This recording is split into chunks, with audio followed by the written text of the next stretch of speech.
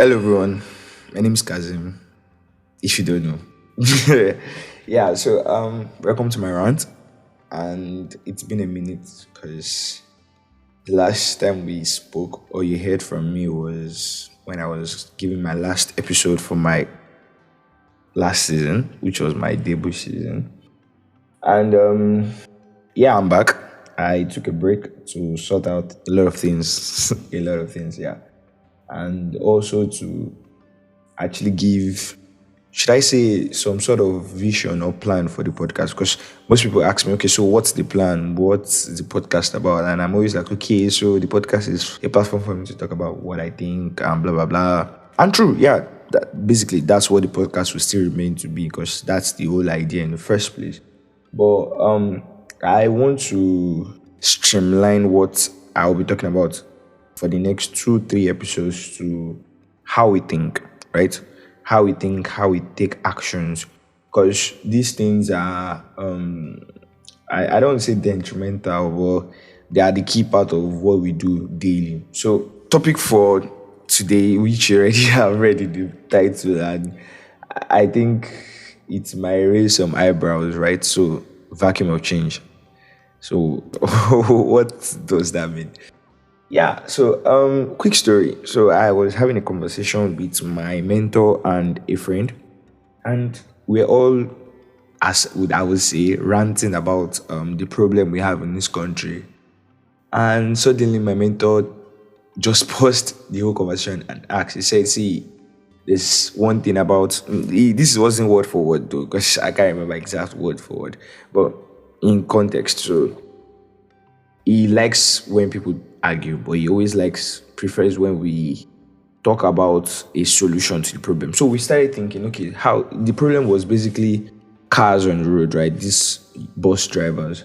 So how can we solve that problem? Because they being on the road, they don't obey traffic laws and the likes.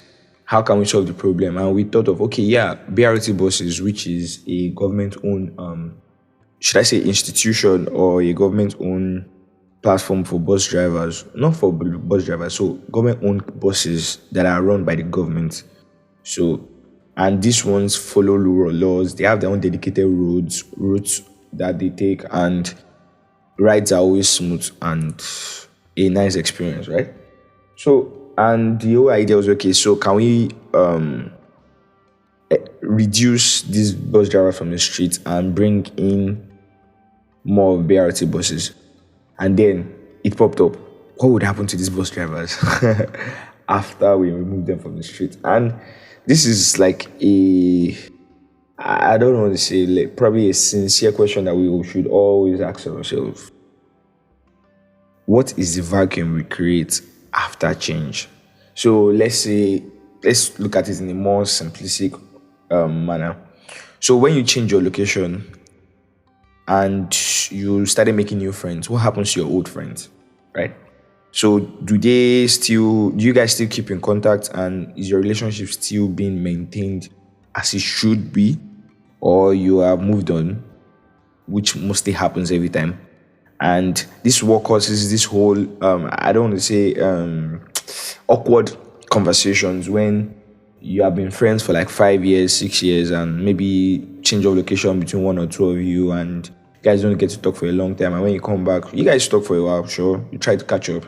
But at some point, you don't even know what to say again because you feel a lot has changed, right? Both of you, a lot has changed about each of you.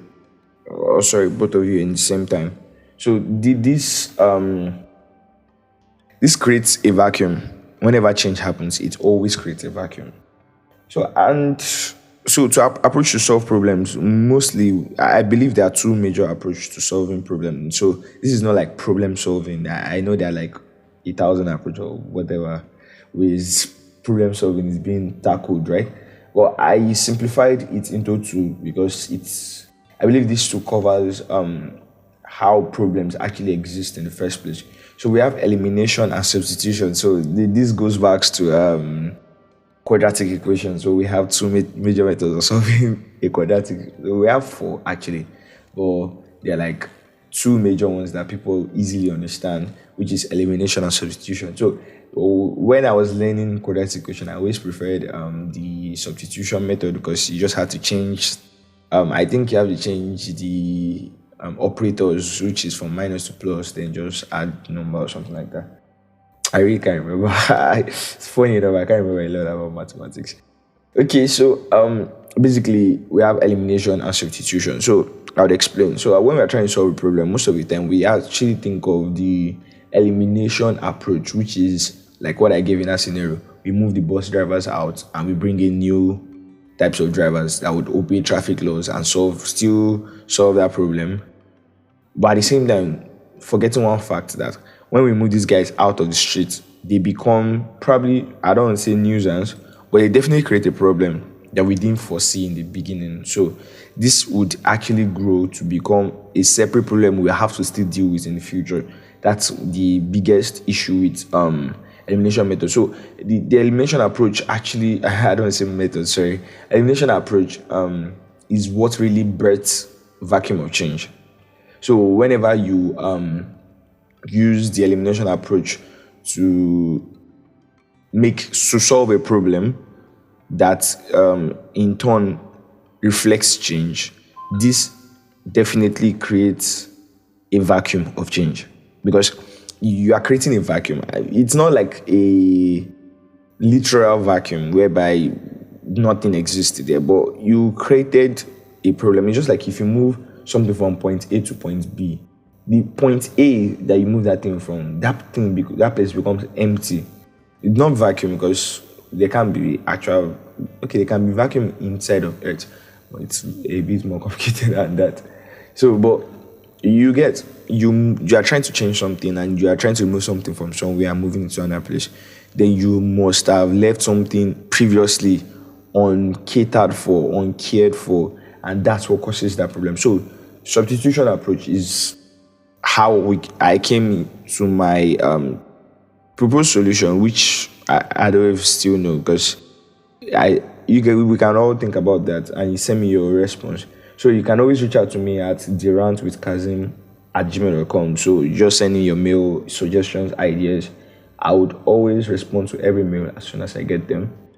And on social media, Kazim Quadri, every major platform. So back to what we're talking about. So substitution approach.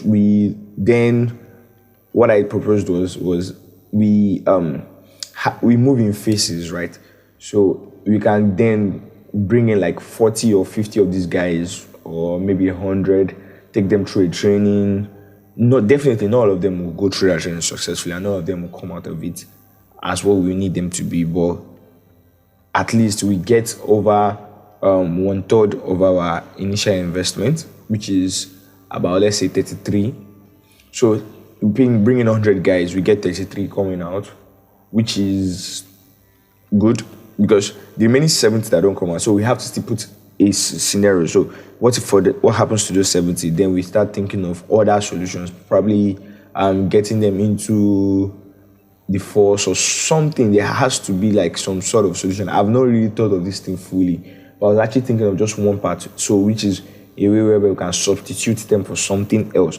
So when we take them through this training and make them the kind of bus drivers that can actually drive the BRT buses we need them to drive, that would also adhere to traffic. Okay, another approach is actually to even train these guys themselves and actually ensure we have proper street lights, educate these people on how to take turns, because I believe there are rules of overtaking a car, which none of them ever obeys. And all these little things, they would actually make an impact while they are still drivers, and some of them still move to become BRT drivers that ensure that they have. One of the reasons why these guys always turn into nuisance is because they're trying to make a living for themselves, and they go through a lot of stress to make that living, right? So if the government can actually provide a very stable means of income that is reasonable, most of these guys would be interested in it, you understand? So that's my own C on elimination method. So basically what I've been talking about is just considering the previous system when you're creating a new system. So considering the previous environment, considering your previous friends when you're making new friends. Not literally like that, though, but you have to still put them into context, right? So basically that's what vacuum of change brings to our memory. So vacuum of change just like a way that gives us this thought of us considering what existed before while we are trying to make a new change to that thing that existed before. And definitely, yeah, if you have any ideas, suggestions, don't forget to reach out to me at therantwithkazim@gmail.com and every other social media platform, Kazim Quadri01. So please, if you're listening to this on Spotify or Apple Podcast, wherever you listen to your podcast from, please subscribe, give it thumbs up, and share this to your friends. Thank you very much. Have an awesome day.